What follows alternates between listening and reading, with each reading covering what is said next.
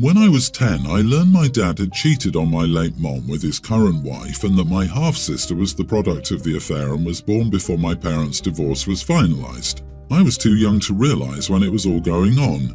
After learning this, I had a hard time being around my dad. I remember my mom being sad and it made sense why. I also learned that he'd told my mom in a really cruel way. How I found out is I eavesdropped on a fight between my dad and my uncle and aunt, my mom's siblings, and heard it all, including how much my dad hated how boring my mom was. As a result, I remained distant from him, his wife, and my half-siblings ever since. I have 2 more half-sisters and a half-brother. My mom's grandma started a cookbook before she had kids. My grandma inherited it from her when grandma started having kids, and then my mom got it before she had me. My mom gave it to me when she was sick. I was 7 at the time and died a couple of years after. She told me to be careful with it and that it was special to our family. My dad decided to tell the oldest of my half-siblings about the cookbook.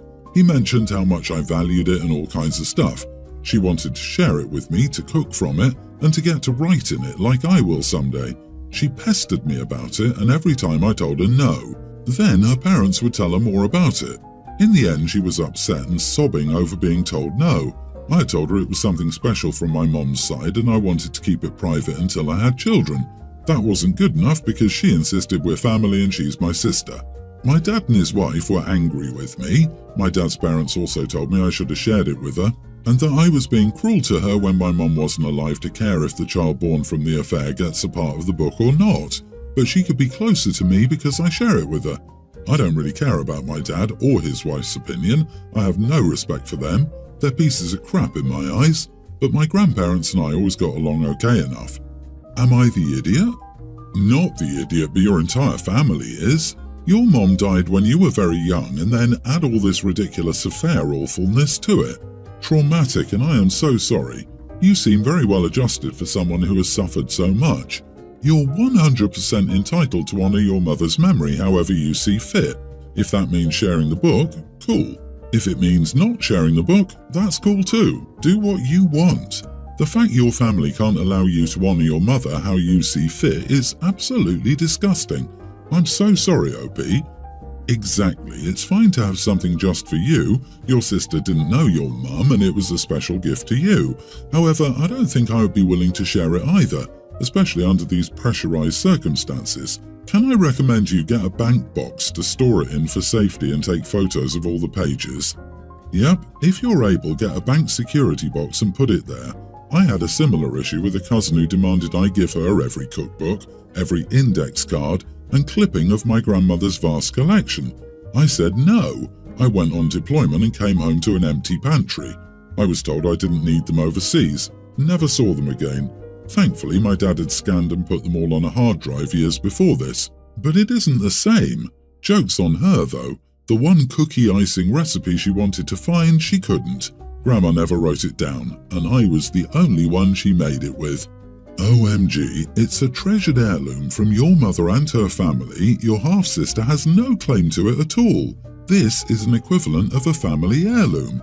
It belongs to you. No obligation to share. Your mother would absolutely care if you shared it with the product of your adulterous father's affair, baby. Shame on your grandparents. Please give the cookbook to your maternal family for safekeeping. I don't trust your dad's family. My daughter Ruby, tween, was born mute. She can understand words, but we use sign language to communicate. While she can use her phone or write, obviously, she prefers to sign. The issue is my girlfriend Amanda has a daughter, Mia, pre-tween. We've been dating for around 9 months and introduced our children around 3 months ago. They don't know sign language, so communication with Ruby was awkward at first. She hates having to write or use her phone at home. So I taught Amanda some basic signs beforehand, and I've continued teaching her and Mia more this time. Mia is getting better. But Amanda has apparently decided it's too hard and refuses to learn anymore. She says that it's unnecessary since Ruby can understand her and communicate in other ways.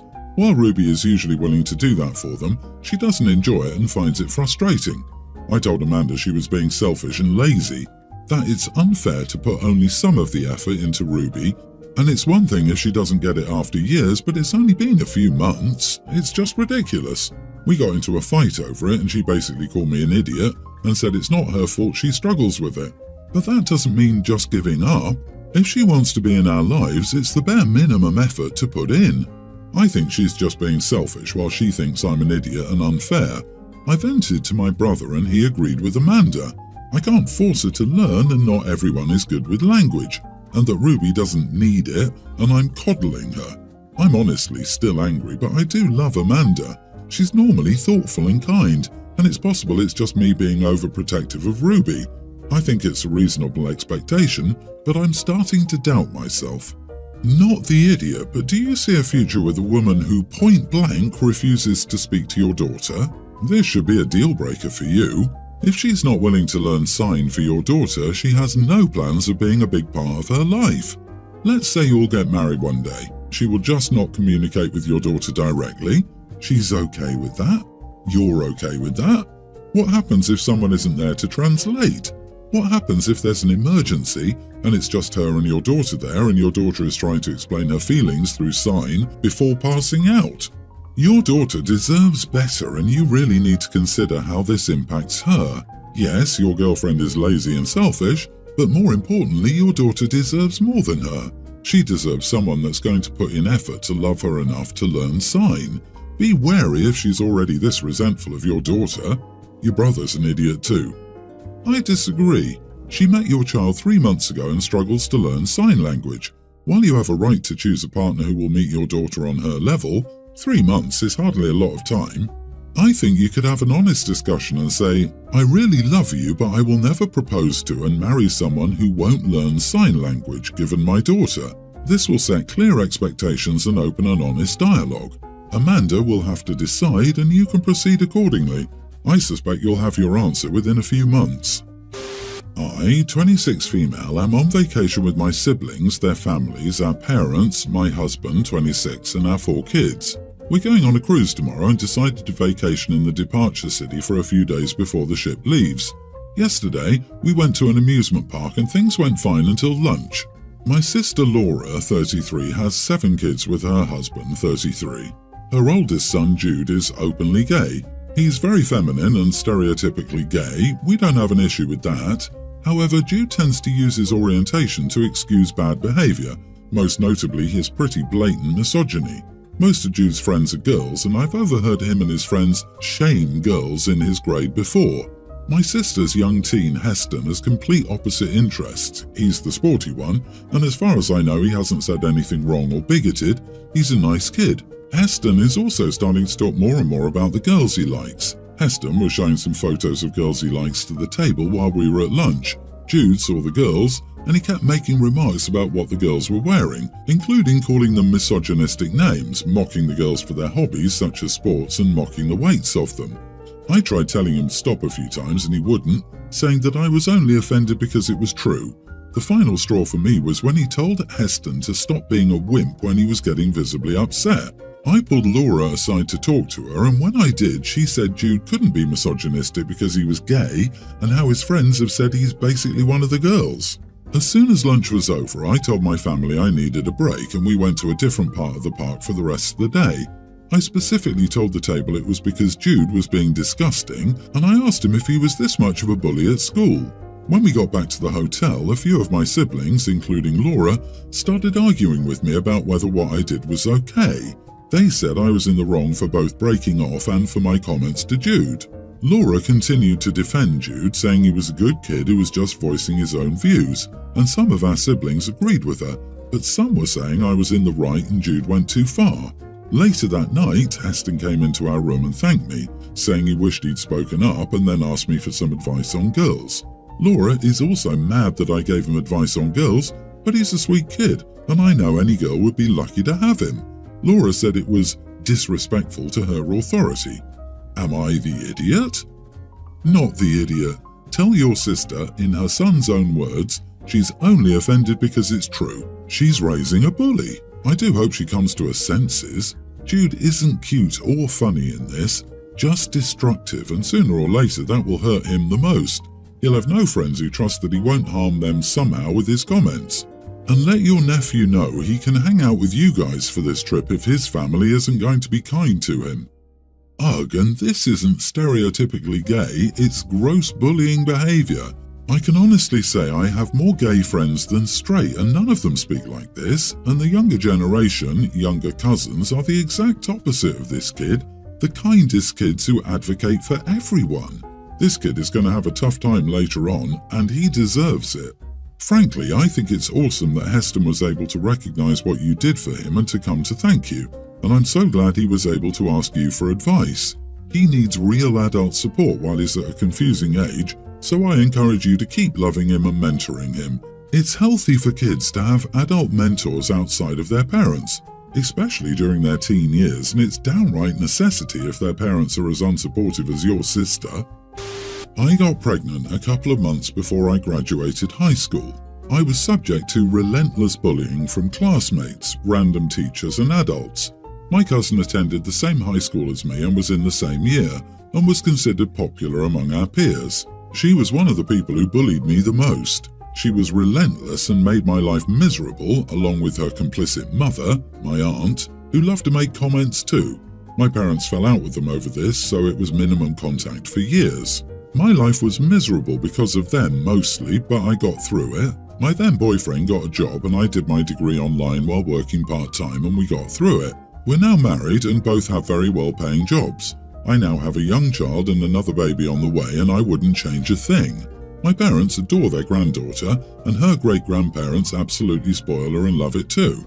Our families eventually made up too through our grandparents, though this is fairly recent, and I don't see my cousin that much as I resent her. My cousin is unable to get pregnant and is medically infertile. She and her husband tried for a long time, and her husband recently left her because he wanted biological kids. She's understandably devastated. It was my mother's birthday and the whole family attended the get-together. I showed my mom the scans and revealed the pregnancy at the party. My mother and everyone else were overjoyed. My cousin didn't say much and neither did her mom, but I thought that was fair enough. Later on, I was cuddling my daughter and being silly with her, and everyone was telling me how lovely she was and how lucky I was. Finally, my cousin got up, left, and slammed the door.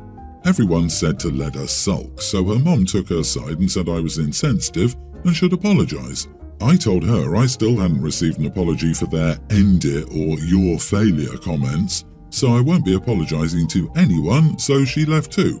My family is divided. Some think I should apologise to keep the peace, and some say I've done nothing wrong. I think I maybe should have been more sensitive, as I can see where it could have been salt in the wound, but I'm unsure about apologising. Am I the idiot? Not the idiot. It should never be on the bully to apologise to keep the peace. Plus, the onus on the ones responsible for the lack of peace to begin with. People say keep the peace because they fear the other's anger or reactions. That just allows bullies to keep being bullies.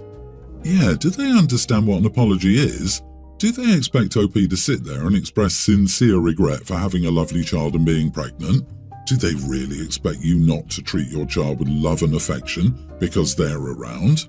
It sounds like they're still the same idiots they were when you were in high school. You are owed an apology, a big one.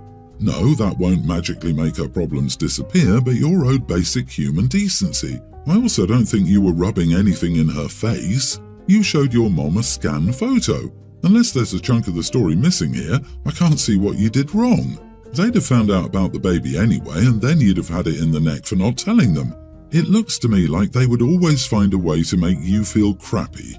Congratulations on your new pregnancy, sending you lots of love and best wishes. You don't stop celebrating life because someone else can't produce it. I totally agree with not the idiot, and that OP should not stop celebrating, but I don't agree with the can't produce it sentiment or the talk of karma. Being infertile is not a failure, a consequence of any action, or a just punishment. A lot of wonderful women are infertile through no fault of their own. My girlfriend and I were at a restaurant and she was not fond of the menu. She has no dietary restrictions or is vegan, she's just a picky eater.